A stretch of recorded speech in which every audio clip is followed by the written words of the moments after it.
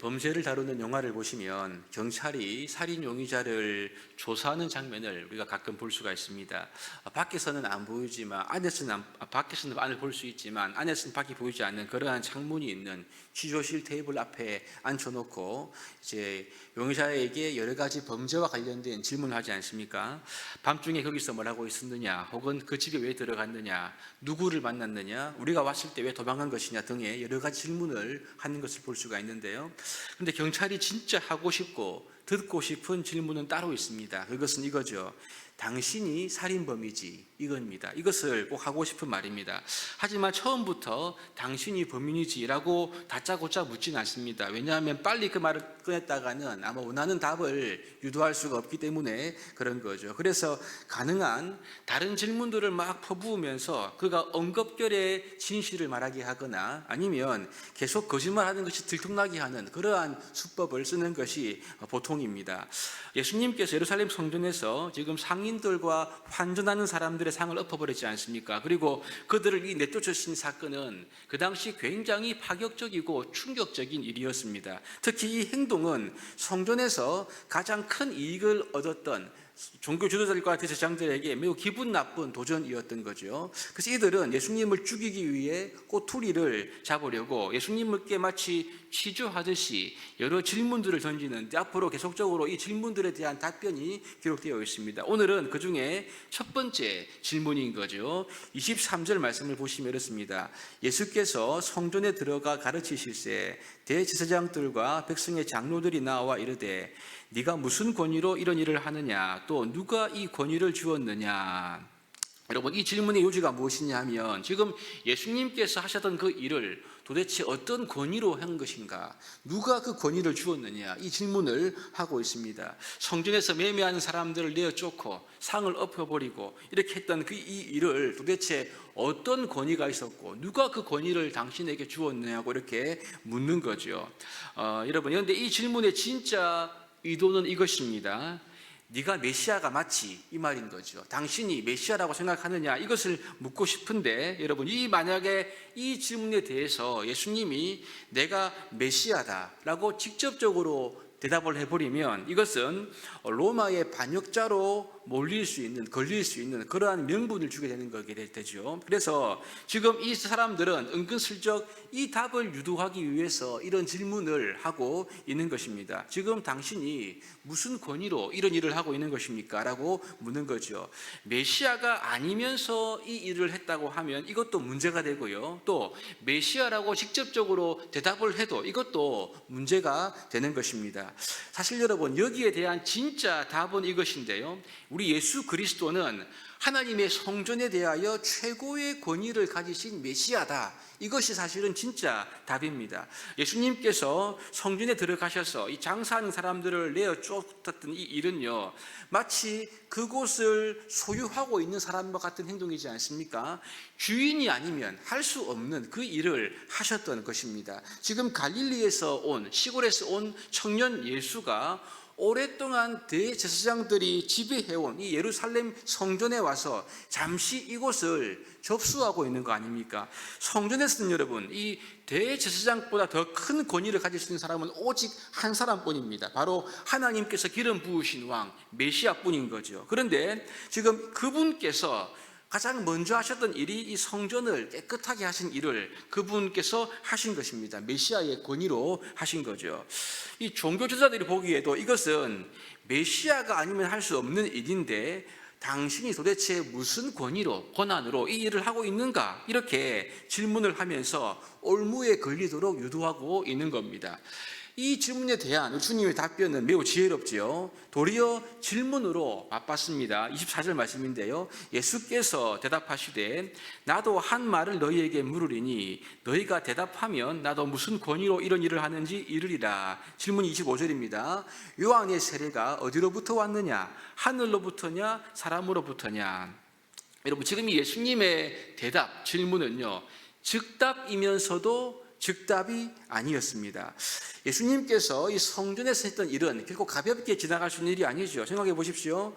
갈릴리부터 온 어떤 외부의 사람이 예루살렘 성전에 와서 사람들에게 장사를 방해하고 피해를 준다면 이것은 그 책임을 물으려 하지 않겠습니까? 지금 그런데 맹인도 고치고 사람들을 고쳐주면서 어린아이들은 주님을 다윗의 자손이라 칭송하는 이 분위기 속에서 예수님을 함부로 할 수 없었기 때문에 지금 무슨 권위로 이 일을 하느냐라는 날선 질문을 가지고 결국 책임을 지우겠다, 그런 긴장된 분위기인 거죠. 그런데 주님은 여기에 대해서 똑같이 질문으로 응수하시면서 이제 그곳에 있는 사람들은요, 지금 이 긴장된 분위기가 공개적인 토론의 장으로 바뀌는 그러한 분위기로 이 현장을 지켜보고 있는 셈인 거죠.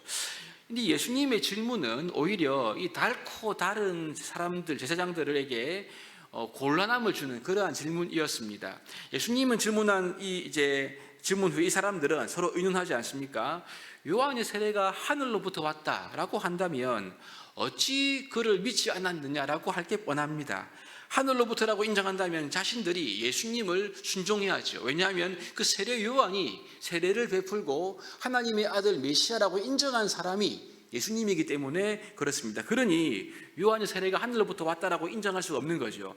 반대로 사람으로부터 왔다라고 말한다면요, 백성들은 이미 모두가 다 세례 요한을 선지자로 여기고 있었기 때문에 백성들이 가만히 있지 않을 것이 불보듯 뻔했습니다. 그러니까 이 민심을 두려워한 나머지 이들은 대답이 알지 못한다, 모른다라고 한 거죠. 우리 예수님도 똑같이 나도 무슨 권위로 너희에게 이것을 하는지 말할 수 없다라고 하면서 응수하시면서 오늘 이렇게 논쟁이 마치는 것을 보는데, 이것이 주님의 놀라운 지혜가 아니겠습니까? 예수님께서는 분명히 메시아이지만 그들이 원하는 답을 주시진 않았습니다. 그러나 예수님 말씀은 여기서 끝나지 않죠. 예수님은 이제 두 아들의 비유를 통해서 자신들에게 공격하는 그들의 죄를 지적하고 있습니다. 그 당시 세례 요한을 선지자로 인정한 것은 이거 모두가 인정한 사실이었는데요.